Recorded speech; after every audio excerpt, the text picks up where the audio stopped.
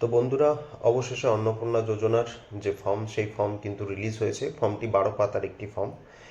এই অন্নপূর্ণা যোজনা 25 থেকে 60 বছর বয়সী পশ্চিমবঙ্গে বসবাসকারী ভারতীয় সমস্ত মহিলারাই কিন্তু পাবেন।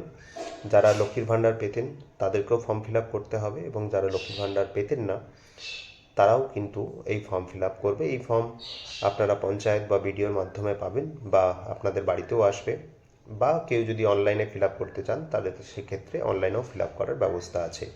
তো আজকে আমরা যেটা দেখব সেটা হচ্ছে যে অফলাইন যে ফর্মটি রয়েছে সেই ফর্মটি কীভাবে ফিল আপ করতে হবে।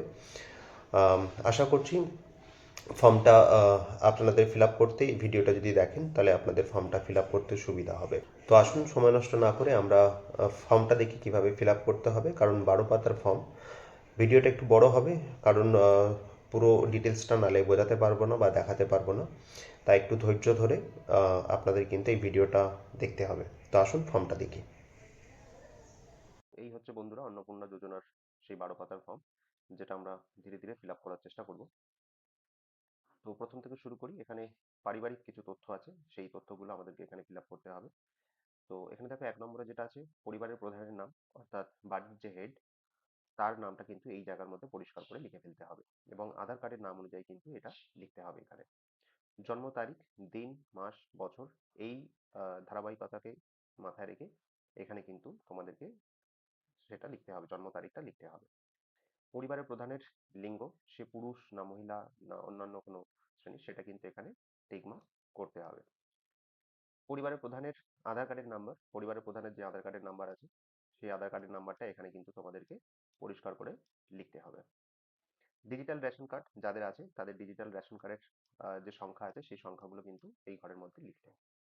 পরিবারের সদস্য সংখ্যা, অর্থাৎ তোমার বাড়িতে যতগুলো পরিবার আছে, মানে পরিবারে যতগুলো লোক আছে তাদেরটা শুধুমাত্র সংখ্যায় লিখতে হবে। আমি ধরে নিলাম বাড়ির পরিবারের সংখ্যা হয়তো 4 জন, তাহলে এখানে এরকম 4 লিখতে হবে। ঠিকানা, নিজেদের যে ঠিকানা সেই স্থায়ী ঠিকানা এখানে কিন্তু পরিষ্কার করে গ্রাম, থানা, পোস্ট অফিস, জেলা, পিন নাম্বার, এগুলো সমস্ত কিন্তু এই ঘরটার মধ্যে সুন্দর করে ফিল আপ করতে হবে। যোগাযোগের নাম্বার অর্থাৎ ফোন নাম্বার দিতে হবে। এখানে একটি মেনশন করা আছে দেখো, বিশেষত এখানে পরিবারের প্রধানের যে আধার নাম্বার, যেটার সঙ্গে মোবাইল নাম্বার লিংক আছে, তো সেই ফোন নাম্বারটা কিন্তু এইখানে লিখতে হচ্ছে।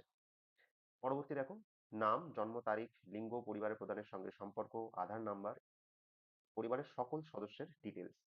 তো এই যে পরপর যে কলামগুলো আসছে দেখো এই রোতে, তো এইখানে সদস্য নাম্বার 1 2 করে প্রত্যেকটা পরিবারের সদস্যের ডিটেলস কিন্তু এবার এখানে দিতে হবে সবাইকে। ডান দিকে একটা বক্স আছে দেখো, যেখানে বলছে যে অন্নপূর্ণা যোজনার জন্য আবেদন করা হচ্ছে।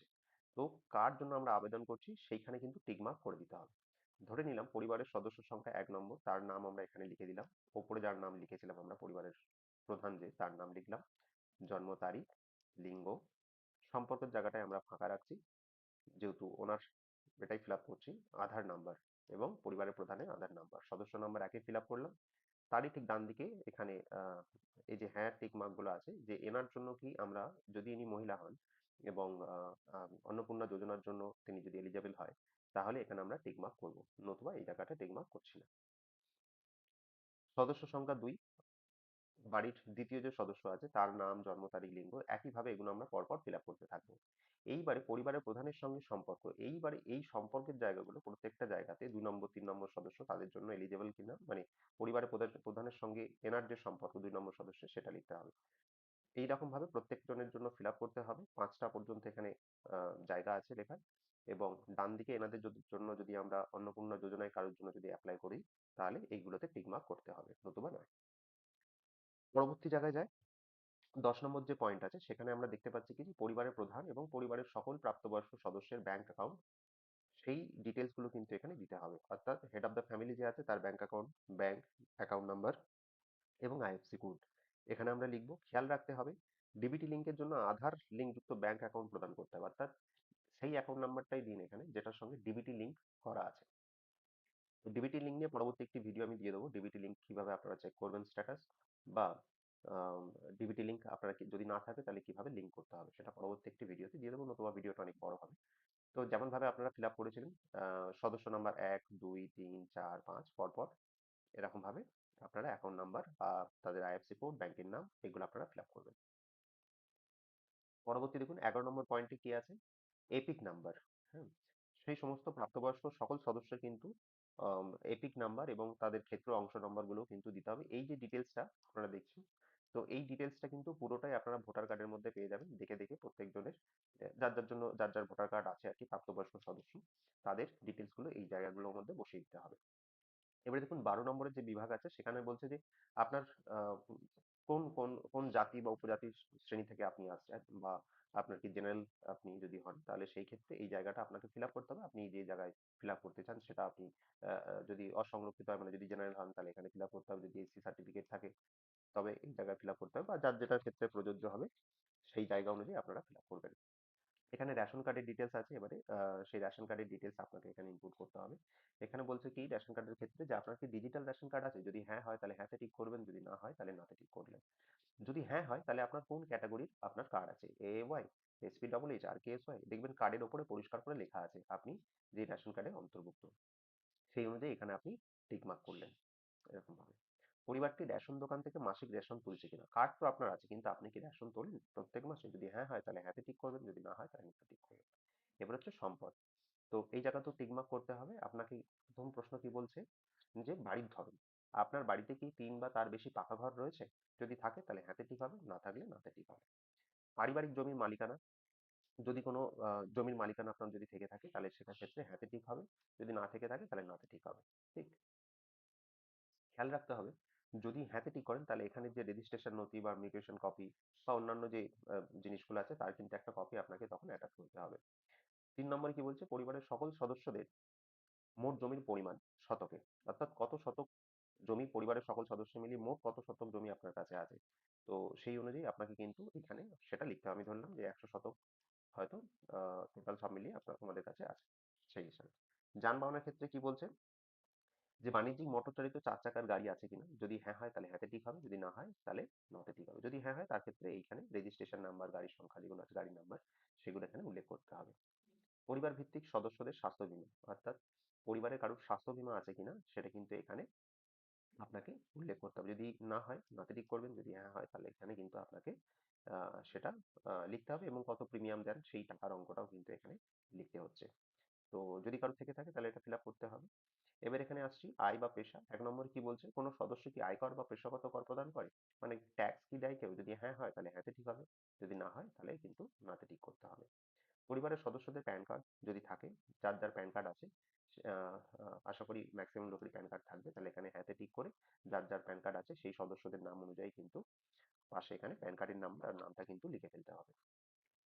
এবার আসছি কর্মসংস্থানের ধরন। পরিবারের প্রধান যিনি আছেন তিনি কোন ক্ষেত্রে কাজ করেন? সেইখানে বেশ কয়েকটা অপশন আছে যেটা আপনাদের ক্ষেত্রে প্রযোজ্য হবে।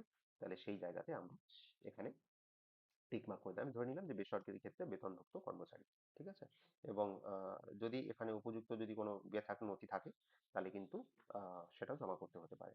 এবার এরকম করে এটাও যেমন প্রধানের জন্য হলো, সেরকমভাবে সদস্য নাম্বার ১ এর ক্ষেত্রে যদি যা হবে সেটা করতে হবে। ২ নম্বর সদস্য, ৩ নম্বর সদস্য, ৪, ৫ করে এরকমভাবে করতে হবে। তারপরে আসছে কি ৪ নম্বরে কি বলছে? পরিবারের শিক্ষিত প্রাপ্তবয়স্ক সদস্যদের সংখ্যা এবং পরিবারের অশিক্ষিত প্রাপ্তবয়স্ক সদস্যদের সংখ্যা। তো শিক্ষিত অর্থাৎ পড়াশোনা জানে প্রাপ্তবয়স্ক সদস্য কতজন আছে, আর পড়াশোনা জানে না এইরকম সদস্য কতজন আছে, সেইটা কিন্তু এখানে আপনাদেরকে লিখতে হবে। লেখার পর এবারে কি বলছে? যে পরিবারের প্রধান যিনি আছেন তার শিক্ষাগত, তিনি কি শিক্ষিত না অশিক্ষিত? যদি শিক্ষিত হয় তাহলে তার সর্বোচ্চ শিক্ষাগত যোগ্যতা কত সেটা এখানে লিখে ফেলতে হবে। আমি ধরে নিলাম এখানে এনার শিক্ষাগত যোগ্যতা হচ্ছে এইচএস। ঠিক আছে? এরকম ভাবে এটাকে লিখে ফেলতে হবে। এরকম ভাবে সদস্য নম্বর ১, ২, ৩, ৪, ৫ এটাকে ফিল আপ করুন। ৫ নম্বরে কি বলছে? কোনো সদস্য কি কোনো সাংবিধানিক পদ যেমন মন্ত্রী, সাংসদ বা বিধায়ক বা পৌরস্থানীয় সংস্থা বা পঞ্চায়েত সংস্থার প্রাক্তন বর্তমান ধারক, মানে এখানে কি কাজকর্ম করেন? যদি হ্যাঁ হয় তাহলে হ্যাঁতে টিক, যদি না হয় তাহলে নোতে টিক। এবং যে পদে যদি হ্যাঁ হয় কারোর ক্ষেত্রে তাহলে যে পদে রয়েছে তার সদস্য নাম্বারটা যে আছে সেই নাম্বারটা কিন্তু এখানে লিখে দিতে হবে এবং তার প্রয়োজনীয় যদি নথি যদি থাকে তাহলে সেই নথি কিন্তু এখানে জমা করতে হবে। কোনো সদস্য কি সরকারি পেনশনভোগী? যদি কেউ পেনশন পেয়ে থাকে বাড়িতে তাহলে এখানে হ্যাঁতে টিক মার্ক করতে হবে, যদি না পেয়ে থাকে তাহলে নাতে টিক করতে হবে। যদি পেনশন পায় তাহলে তার ক্ষেত্রে কিন্তু এখানে যে নাম্বার আছে তাদের সেই সদস্য নাম্বার, সেই নাম্বারটা এখানে কিন্তু যোগ করতে হবে এবং পেনশনের যে স্লিপ সেই স্লিপ কিন্তু এখানে অ্যাটাচমেন্ট করতে হবে। 7 নম্বর পয়েন্ট কি বলছে, কোনো সদস্য কি জিএসটির অধীনে নিবন্ধিত আছে? অনেকেরই জিএসটি আছে যারা বিজনেস করে থাকেন। তাহলে সেক্ষেত্রে জিএসটি যদি নিবন্ধীকরণ করা থাকে তাহলে কিন্তু এখানে হ্যাঁতে টিক মার্ক করতে হবে, না থাকলে এখানে আমরা নাতে টিক করে বেরিয়ে যাব। এখানে বলছে পরিবারের মোট বার্ষিক আয়, অর্থাৎ বছরে কত টাকা পরিবারের ইনকাম হয় সেটা এখানে লিখে ফেলতে হবে। এখানে নাম কত টাকা আপনার বাৎসরিক টোটাল পরিবারের মিলিয়ে ইনকাম হয়। এখানে দেখুন 1 নম্বরে অন্যান্য পরিচয় নথি যে আছে, সিএ তে আবেদনের বর্তমান অবস্থা যদি থাকে, অর্থাৎ সিএ তে কেউ যদি আবেদন করে থাকেন তাহলে তার বর্তমান কি অবস্থায় রয়েছে সেটা কিন্তু এখানে জানাতে হবে। যদি না হয় তাহলে প্রযোজ্য নয় বলে, প্রত্যেক সদস্যের জায়গায় প্রযোজ্য নয় বলে আমরা বেরিয়ে যাব। যদি কারোর থাকে তাহলে এই ডিটেলস গুলো কিন্তু ফিল আপ করতে হবে। এবার দেখুন 2 নম্বর পয়েন্ট কি বলছে, অন্যান্য কিষাণ ক্রেডিট কার্ড বা অন্যান্য যে শিল্পের ক্রেডিট কার্ড, মৎস্যজীবী ক্রেডিট কার্ড, শিক্ষার্থী ক্রেডিট কার্ড, এই ধরনের কিছু যদি থেকে থাকে তাহলে কিন্তু এখানে সেইটা লিখতে হবে। অর্থাৎ পরিবারের প্রধান অনুযায়ী যদি থাকে তার নাম্বার, আইডি সংখ্যা এবং যেদিন ইস্যু করা হয়েছে তাহলে সেই তারিখটা এখানে কিন্তু দিতে হবে। তো এরকম ভাবে প্রত্যেকটা সদস্যের জন্য আপনাদেরকে চেক করে নিতে হবে কার কি রয়েছে, সে তার ডিটেলসটা এখানে বসাতে হবে। 3 নম্বরে কি বলছে, যদি এসআইআর 2026-এ নাম বাদ পড়ে থাকে তবে মামলাটি ট্রাইব্যুনালে বিচারাধীন কিনা। অর্থাৎ অনেকেরই আমরা জানি যে 2026-এর যে এসআইআর হয়েছে সেই এসআইআর অনেকের নাম বাদ গেছে এবং অনেকেই ট্রাইব্যুনালে অ্যাপ্লাইও করেছেন। তো যারা ট্রাইব্যুনালে অ্যাপ্লাই করেছেন এটা শুধুমাত্র তাদের জন্য প্রযোজ্য। যদি না হয় তাহলে প্রযোজ্য নয় বলে আপনারা যারা অ্যাপ্লাই করেননি বা এই ধরনের কোনো ইস্যু নেই, তাদের 2026 সালে নাম এসআইআর এর লিস্টে নাম আছে, তারা প্রযোজ্য নয় বলে প্রত্যেকটা জায়গাতে ক্লিক করে টিক মার্ক করে বেরিয়ে যান। এখানে দেখুন 1 নম্বরে কি বলছে, যে বিদ্যালয়ে অধ্যয়নরত পরিবারের সকল শিশুর বিবরণ এখানে কিন্তু দিতে হবে। অর্থাৎ বাড়িতে যে বাচ্চারা রয়েছে সেই বাচ্চাদের সমস্ত ডিটেলস এখানে কিন্তু লিখতে হচ্ছে। শিশুর নাম, শ্রেণী, বিদ্যালয়ের নাম, বিদ্যালয়ের ধরন, কি ধরনের বিদ্যালয় পড়ে, সরকারি বা স্পন্সরেড বিদ্যালয় বা বেসরকারি বিদ্যালয়, স্বীকৃত মাদ্রাসা বা অন্যান্য মাদ্রাসা বা অন্যান্য। এই যে অন্যান্য যে জায়গাটা রয়েছে এই জায়গার ক্ষেত্রে কিন্তু এখানে কয়েকটা অপশন আছে দেখুন।